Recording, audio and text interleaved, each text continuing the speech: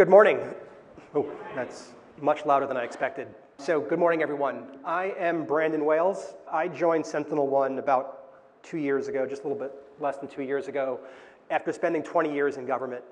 And I am here in part to impart some of what I understand about where we are in terms of cybersecurity and geopolitics and how it affects you. So I think if you ask me what I did in government, it was really to help leaders answer this question. Where do you focus?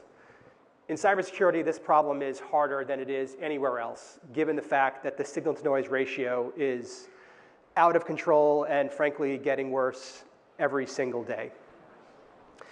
And so when I think about how to convey this, I want to start broad and then get down real narrow. So I'm going to start globally in terms of things that are happening around the world that will eventually affect you and the decisions you make about the technology that you use every single day. And I'll make sure I focus on why you should care. So I'm going to focus on two broad trends over the next 5 years that I think will be probably most important in impacting our cybersecurity here at home. Starting with Russia. Multiple intelligence agencies believe, including our own, that Russia is likely to invade a second European country by 2030. And they are doing things to prepare themselves for that, whether that is rebuilding military facilities on the border with NATO, including one where they are rebuilding a military hospital on the border with Finland. And again, you would only put a military hospital on your border, if you think you're going to be dealing with large numbers of war casualties. But they're not just preparing internally. They're testing the defenses of the West. And so nearly for the past 2 years, we have seen consistent actions by Russia to test the West's defenses. They've launched fighter jets, drone incursions. They have conducted sabotage attacks against Western critical infrastructure. They've attempted assassinations of commercial and political leaders, companies involved in defense industrial supply chains, and others. And, of course, they have conducted cyber attacks against Western targets, government and industry throughout Europe.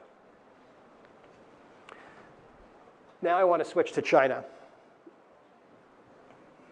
China is probably the geopolitical challenge of our time. It is going to be the one that defines whether we are successful in terms of our way of government and our economic system. And they are preparing to invade Taiwan. So China, ever since 2015, has been retooling its cybersecurity capabilities, and I'll talk a little bit more about that in a few minutes. But in 2022, after President Xi took over for a third term, which is the first Chinese president to ever do so, he gave direction to the PLA to be militarily ready to retake Taiwan by 2027. 2027 is a critical date for them because it's the 100th anniversary of the PLA. And now, much like Russia, they have spent the intervening years spending a lot of time trying to figure out how do they do that. They have worked an agreement with Russia to do joint equipping, intelligence sharing, more so than they have in the past. They have been refitting their commercial fleet, not their military fleet, which is already the largest navy in the world, but their commercial fleet to support amphibious assault against Taiwan when and if the time comes. And in 2027, it'll be the 100th anniversary of the PLA, and President Xi would be up for a potential fourth term. And so this would be an opportunity for him to cement his legacy and to reunify China, something that he believes might be critical.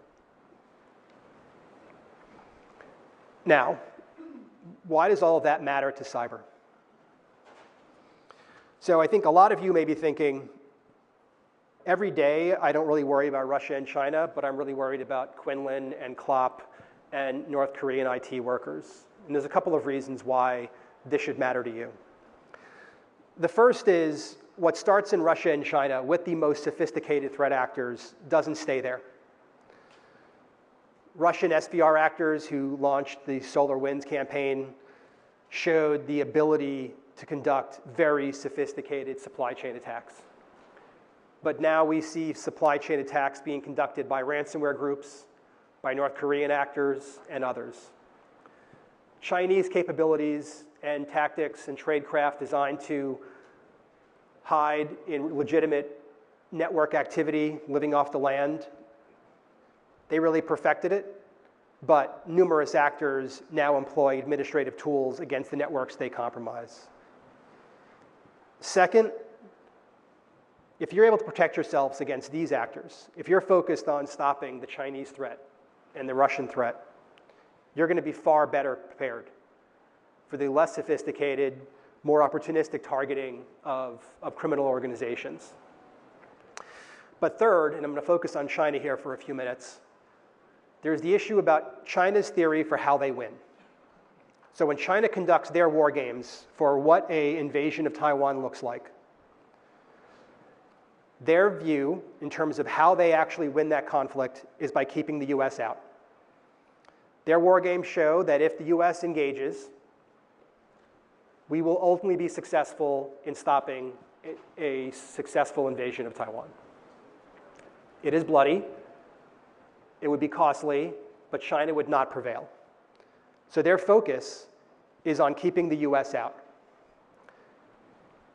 Now, how they keep the US out is why it matters for all of you.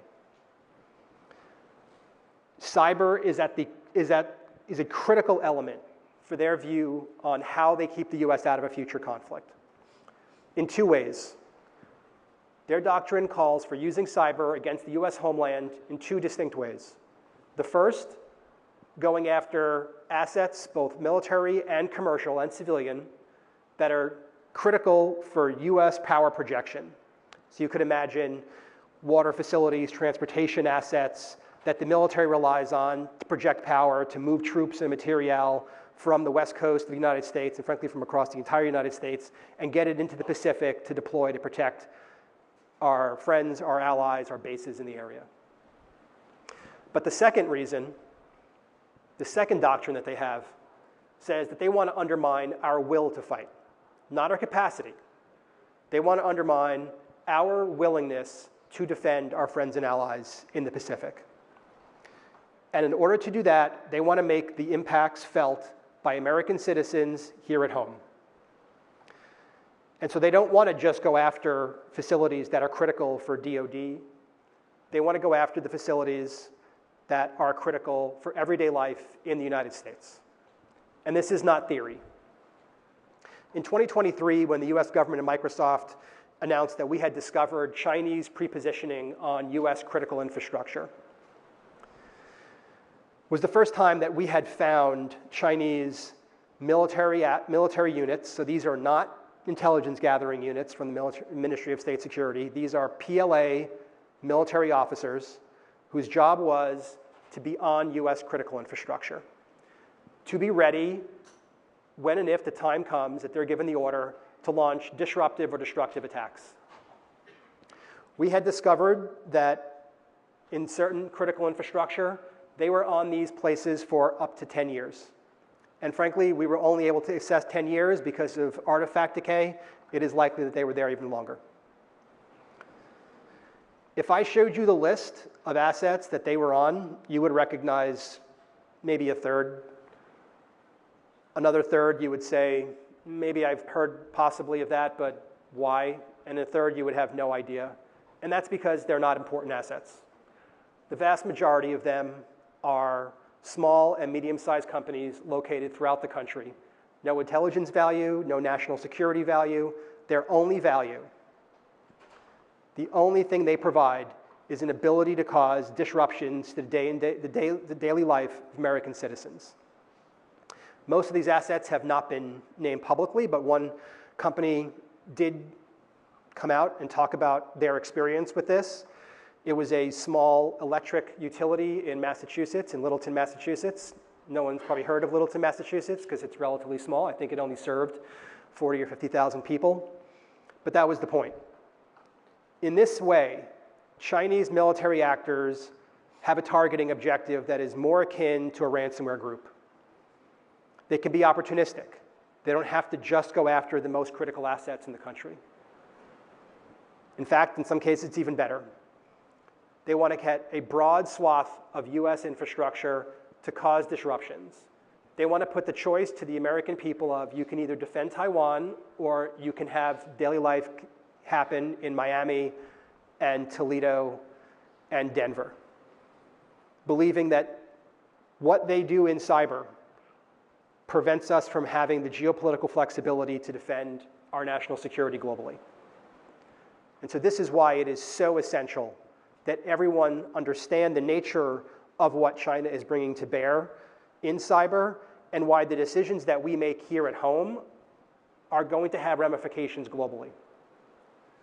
Because in 2027, when President Xi asks the military leaders in charge of the PLA whether they are ready to invade Taiwan, there'll be questions about their ability to successfully conduct an amphibious assault across the Taiwan Strait. But there will also be questions around what is their ability to successfully hold US critical infrastructure at risk?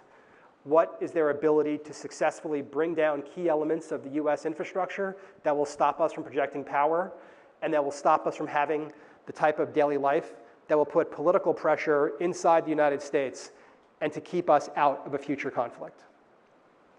It's also likely why China today is probably studying what was happening in the Gulf, understanding the pressures in terms of economic pressure on the United States, pressures on oil and gas, and are probably right now refining their tactics in terms of how do they better target things that they believe are highly likely to cause political calculations in the United States that will keep us from acting.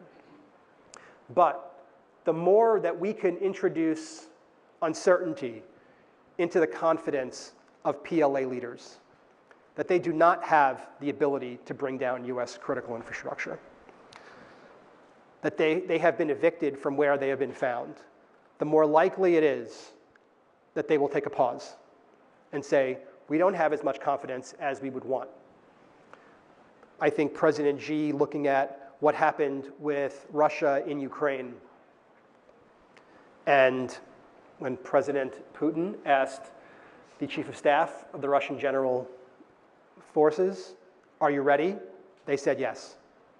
They were not ready. So there already is a kernel of doubt. I think our job here in the cybersecurity industry is now, how do we introduce that doubt in the future so that there is not a conflict? Because if there is, and China does begin to launch the type of attacks that they have planned, it will be devastating here in the homeland. We will have never experienced the level of cyber attacks that they have planned against the United States, designed to cripple key infrastructure, water, power, transportation, communications, for prolonged periods of time. It may start small and reversible, but if we do not bend to their will, it will increase. And again, these prolonged compromises of US critical infrastructure were not about intelligence gathering. There's an entire separate briefing, I guess for those of you who were here last year and heard my colleague Dakota Carey, who's probably one of the most foremost China analysts we have, has been badge of honor, been criticized by the Chinese government for the work that he has done talking about the Chinese cyber threat. Can talk a lot about kind of the different units in China, how they have specialized, how they go after intelligence, particularly for science and technology. But the units that are involved here, they have one job. It is to cause disruptions and destruction in the homeland, to kill Americans and to cause damage to the things that allow us to have our way of life. So we can't have a cybersecurity conference without talking about AI. It's somewhat mandatory now. But I would say that AI is just a fuel on top of all of this. Now, I think there is good news when it comes to AI, because still to this day, we are integrating AI faster into our defenses on cybersecurity than our adversaries are able to weaponize it. We are gaining more benefits from AI than new risks are being introduced. But I think that gap was probably fairly wide 2 years ago, and it's narrowing.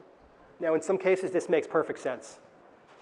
Many of these cybersecurity companies that are out there, including my own, we already were building our tools using nascent AI, machine learning, and other types of advanced statistical techniques. So it was relatively easy to begin to think, okay, how do I integrate these more modern AI capabilities into our tool stack to help get those capabilities in the hands of network defenders? And adversaries started slow. They were for a long time just using AI, mostly for better written spear phishing emails, which clearly that's been successful. But that gap is narrowing.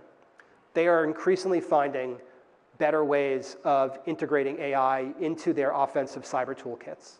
Now, in many cases, that's for the same reason that everyone else in industry is using AI. They'll use it for research, they'll use it for data analytics, they'll use it for helping to code. But it has not yet materially changed the nature of kind of malware that we're seeing. We're seeing potentially an acceleration. We are likely to see less sophisticated actors get a leg up by using advanced tools that are out there. But we're not seeing different types of attacks today. Even the most sophisticated use of AI, which was probably a Chinese group who had used Anthropic for a large chunk of an attack chain that was highly automated using various agents, probably, according to Anthropic, required about half a dozen human interactions with those agents per target. But they think they went after something around 30 or so targets, not a whole lot of capability, not a whole lot of impact based upon that attack yet. But if I think back where we were a year ago and there was nothing like that in practice, the trajectory is accelerating. And we clearly see the experimentation. So our Sentinel Labs team looked in VirusTotal for where commercial LLM APIs were embedded in malware on VirusTotal. And they found 7,500 pieces of malware that had a commercial LLM API baked in.